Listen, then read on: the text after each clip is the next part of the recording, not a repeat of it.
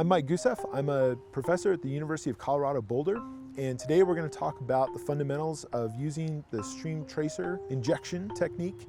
This is a fundamental technique that we can use to study the fate and transport of solutes in streams, and this will be the beginning of 3 videos. The other 2 will build on the fundamentals that we discuss here.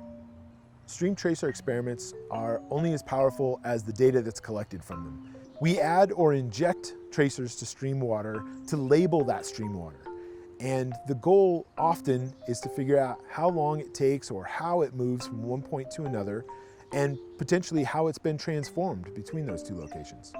In stream tracer experiments, we collect breakthrough curves of the tracer concentration downstream. These are temporal records of how that concentration changes at a defined sampling location. Stream tracer injections can be used to determine in-channel transport characteristics such as advection, dispersion, and exchange with in-channel storage zone.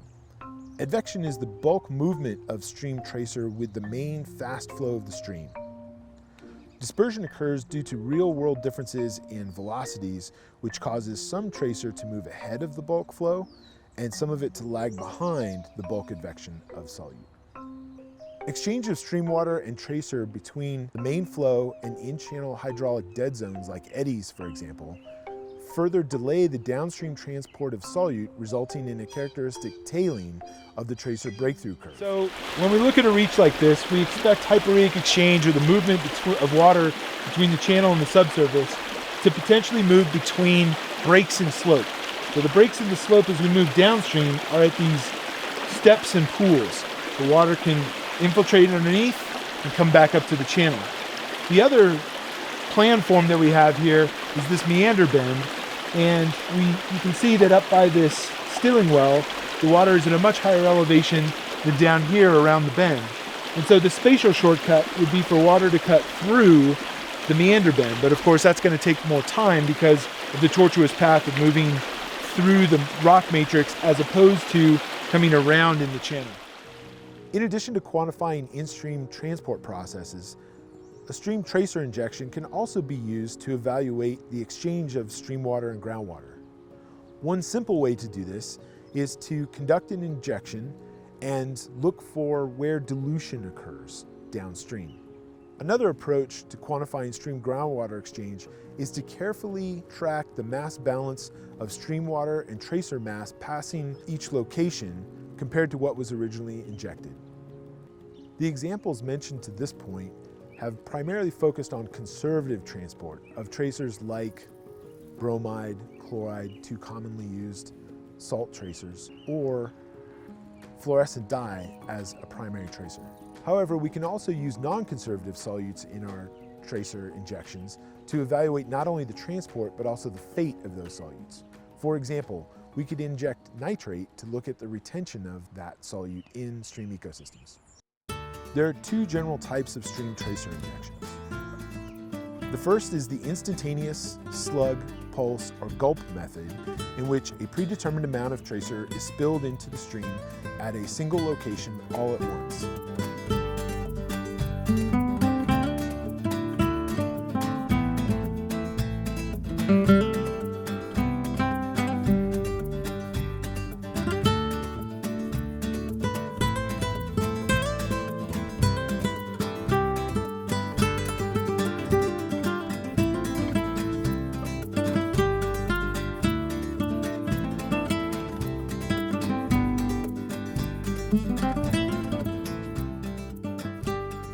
Ideally, this approach labels one parcel of water, and sampling downstream, either in the stream or in hyporheic wells, will then tell us whether, how much, and when that parcel of water arrived at that location. The second method is the constant rate injection method. In this approach, one will generate a large quantity of tracer solution and inject it into the stream at a constant rate over some amount of time.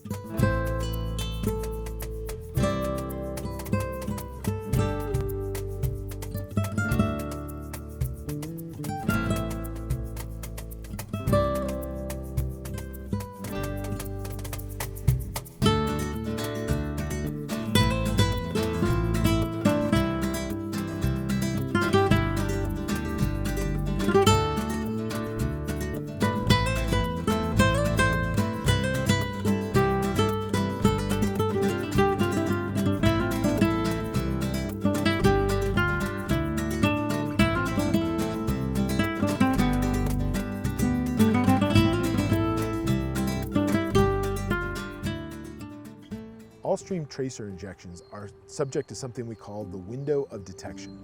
And that window of detection is partly spatial and partly temporal. Over some defined stream reach, we can sample through time during and after a stream tracer injection to perhaps determine how long it takes for all tracer to flush out of that reach. This timescale is dependent upon several factors such as the amount of exchange between the stream and the groundwater, but also depends on stream tracer type and which method is used. All stream tracers have some detection limit, so we are always limited by our ability to confidently detect the presence of our tracer. The method also matters because a single pulse injection of tracer should pass through a system relatively quickly compared to the constant rate injection of tracer over a long period of time. The window of detection is also influenced by how much tracer is added, that is, how high tracer concentrations get in the stream.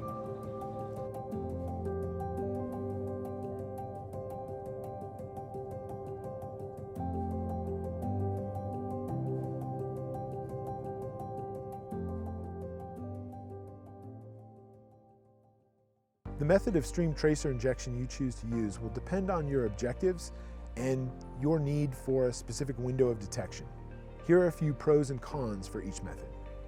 The pros of the pulse injection include we have a known mass that's injected, it's easy to execute, we just mix and pour, it's a fairly quick technique, and we label just a single parcel of stream water. The cons of the pulse injection method include peak concentration and timings at downstream locations can be difficult to predict.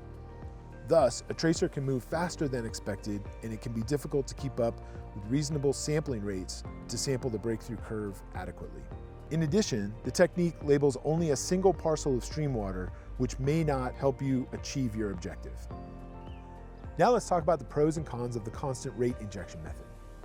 The pros of the constant rate injection method include tracer arrival at downstream locations is more gradual than in the instantaneous injection.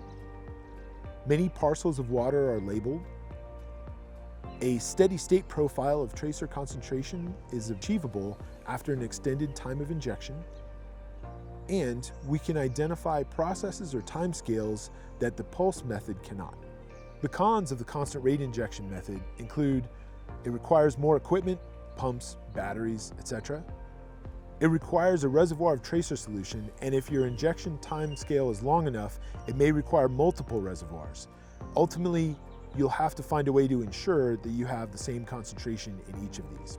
Many parcels of water are labeled, which may or may not be advantageous to your objective.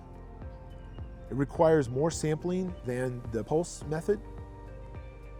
It is also very sensitive to changes in stream discharge, which may occur during the injection. And the total length of time of sampling can vary depending on how long it takes for all tracer to flush out of the reach. Regardless of which method you choose to use, here are a few best practices. You want to be prepared to collect a robust data set, and often we don't know what the questions about interpretation are going to be until long after the fieldwork is complete. It's very helpful to measure stream discharge at least one location many times during a stream tracer injection. When planning a stream tracer injection, it's important to estimate how much tracer mass you're going to need to achieve the signal you expect downstream. You can also use this spreadsheet tool to estimate the tracer concentration and injection rate required for a constant rate injection. If conducting a constant rate injection, you'll have to balance pump rates, volumes of injectate concentration to ensure that all are feasible with the equipment you have.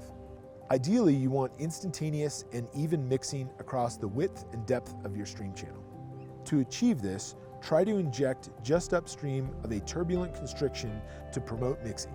If conducting a constant rate injection, it is best to be prepared to measure the injection rate somehow and how that may change with time. We recommend using a graduated cylinder to capture the injection flow for 15 seconds, read the volume, record both, and dump that injectate into the stream, and then give your graduated cylinder a rinse. Be sure that stream sampling occurs from the Thalwag. Establish a sampling frequency across the field team. Plan to have communications across all field sites. If done well, the stream tracer injection technique should yield a robust data set that provides the information you are seeking, a dense data set with little uncertainty in concentration values and timing that may be used for transport modeling. Stream tracer injection methods are used to label and follow parcel or parcels of water as they move downstream. They're powerful methods that are especially useful when there's proper planning, execution, and sometimes a little bit of good luck. Two example applications of using stream tracer injection methods include using hydrogeophysics to image the exchange of stream water through the stream bed, which is video 2 in this series, and injecting smart tracers to study the metabolic processes in streams, which is video 3 in this series.